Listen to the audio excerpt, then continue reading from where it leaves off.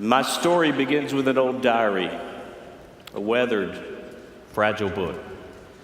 The diary belonged to a young man from Tennessee fighting for his country on a continent near the edge of collapse. Its owner, my father, passed away years earlier. Since then, the diary remained tucked away with other mementos from his service in World War II.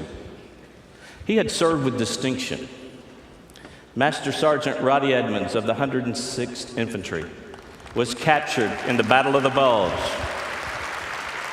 and spent 100 days in a harsh German POW camp toward the end of the war.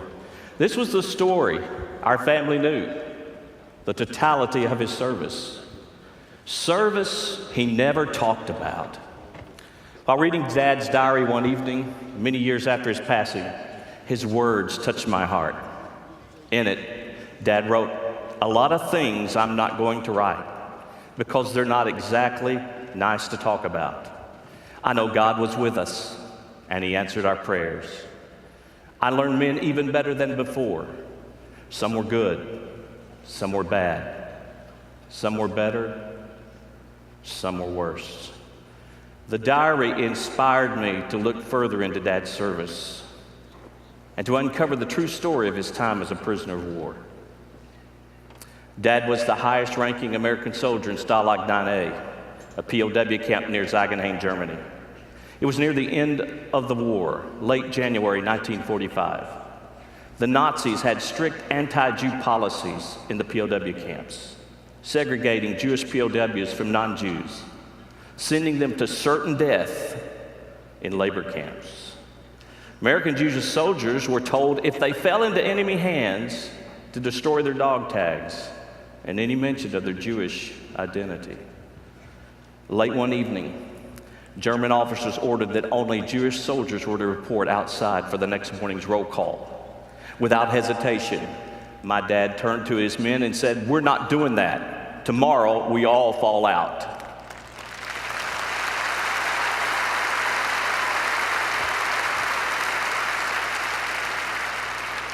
It was bitterly cold that morning, January 27, 1945. As the Nazi commander approached, he couldn't believe his eyes. All of the Americans, more than 1,200 soldiers, were lined up in sharp formation.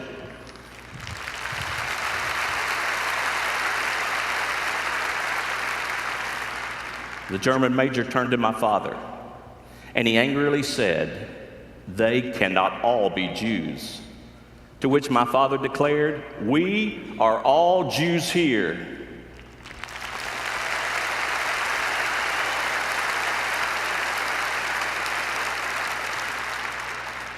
The Nazi officer lunged forward and pressed his pistol hard into my dad's head. "One last chance, Sergeant. You will order the Jewish prisoners to step forward, or I will shoot you right now." By this time, Dad had seen untold horrors: brutal battle, a death march, bombing while imprisoned in a boxcar, 40 days of starvation, being beaten, stripped of his dignity, humiliated. Just 2 days earlier, witnessing a savage execution and being told the same would happen to him and all who disobeyed Nazi orders. Yet he stood strong, fearless, resolute. My dad said quietly, "If you shoot me, you will have to kill all of us because we know who you are, and you'll be tried for war crimes when we win this war, and you will pay."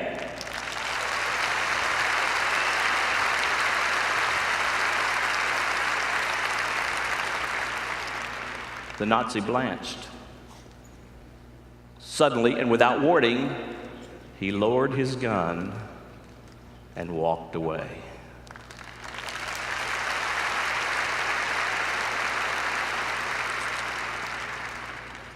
Dad saved the lives of nearly 200 Jewish soldiers that day.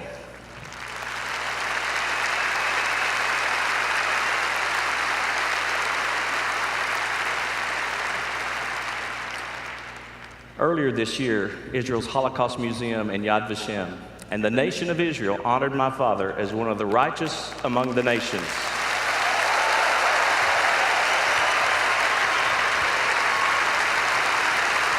Thank you.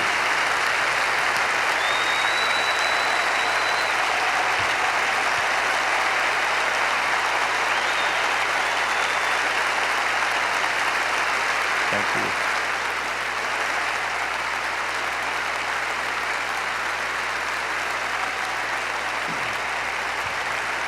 Thank you. Thank you very much. As you know, righteous among the nations is the highest honor given to non-Jews who rescued their lives to protect Jews during the Holocaust. The ceremony was hosted by Ambassador Dermer and attended by President Obama. It was held at the Israeli Embassy here in Washington on January 27, 2016, exactly 71 years to the day after that fateful morning in the POW camp.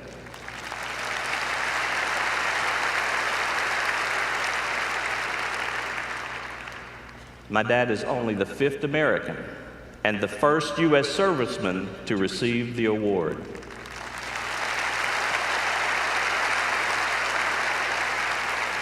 And the first recognized for protecting American Jews.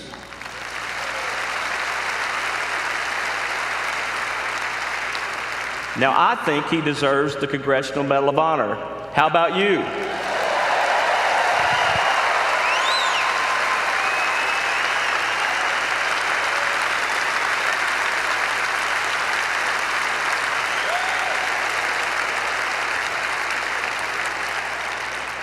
Send a letter to your congressman. I'm proud of my dad, proud of the heroic decisions he made, and the righteous life he led. I'm so blessed to have learned his story, but more blessed to have met some of the men and the families he saved. Skip Friedman of Ohio, Paul Stern of Virginia, Hank Friedman of Georgia. And joining us today are Lester Tanner of New York and Sonny Fox of California.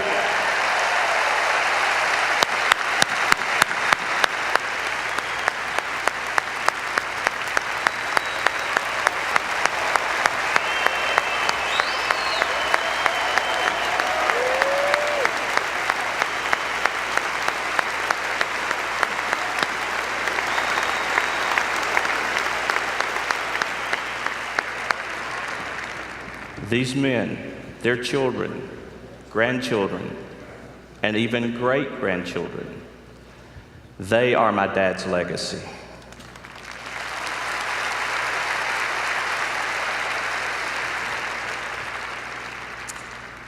As an AIPAC activist, I see my work with AIPAC as a vital part of continuing my dad's legacy. I'm blessed to have AIPAC members and all of you as family.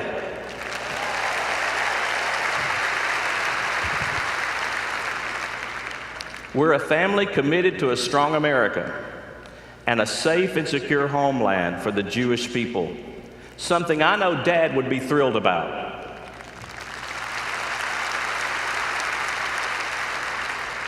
Thrilled because we fight for what is good and stand for what is right.